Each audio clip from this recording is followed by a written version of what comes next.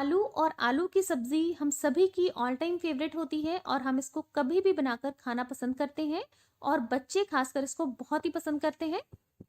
Hello friends, welcome to foods flavour and taste. आज हम बनाएंगे बहुत ही टेस्टी, चटपटे, मजेदार सूखे मसाले वाले आलू। आलू जो है अपने आप में बहुत ही वर्सेटाइल है, इसको बहुत तरीकों से बनाया और खाया जाता है।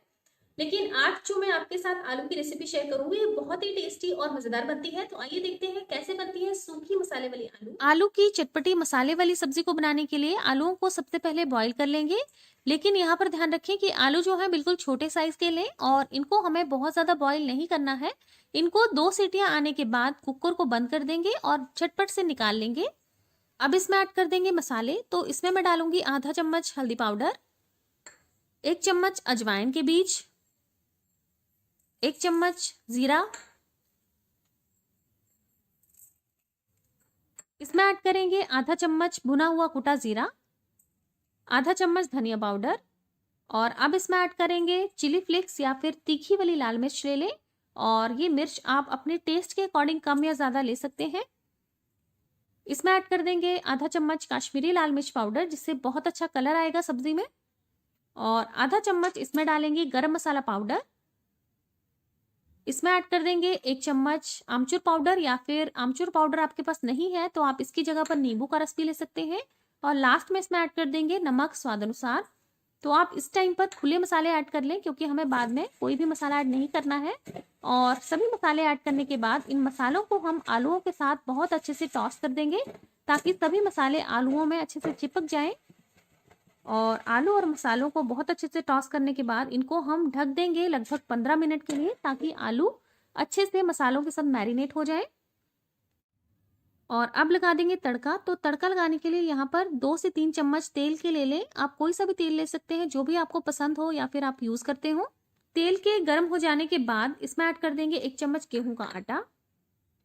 आटे को अच्छे से मिक्स कर देंगे लो फ्लेम पर। इसके बाद इसमें ऐड कर देंगे 1 चम्मच बेसन। बेसन को भी आटे के साथ बहुत अच्छे से मिक्स कर देंगे।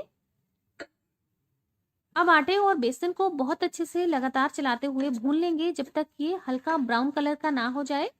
तो आटे को और बेसन को भूनते हुए ध्यान रखें कि आप इसको बिल्कुल लो फ्लेम पर भूनें और लगातार चलाते रहें, नहीं तो ये जल सकता है। और जब इसमें से एक अच्छी सी खुशबू आना शुरू हो जाए और ये हल्का सा तेल छोड़ना स्टार्ट कर दे, तो आप समझ जाइएगा कि ये बिल्कुल हो चुका है। और इसी टाइम पर इसमें ऐड कर देंगे हमारे मैरिनेट किए हुए आलू, जिनको हमने 15 मिनट के लिए छोड़ दिया था। तो आलूओं को और बेसन और आटे को हम बहुत अच्छे से हल्के हाथों से मिक्स कर देंगे।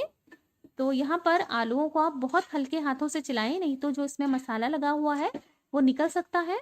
तो ये देखिए, मैंने आलू और बेसन आटे को बहुत अच्छे से मिक्स कर दिया है।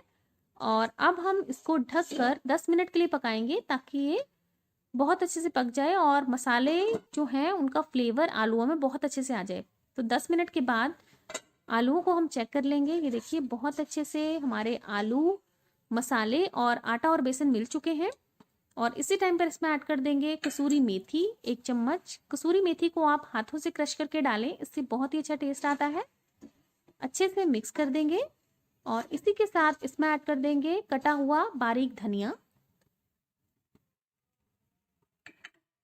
धनिया आप नहीं डालना चाहते हैं तो ना डालें, केवल बच्चे जो हैं वो धनिया खाना पसंद नहीं करते हैं, तो इसलिए अगर आप नहीं डालेंगे तो भी चलेगा।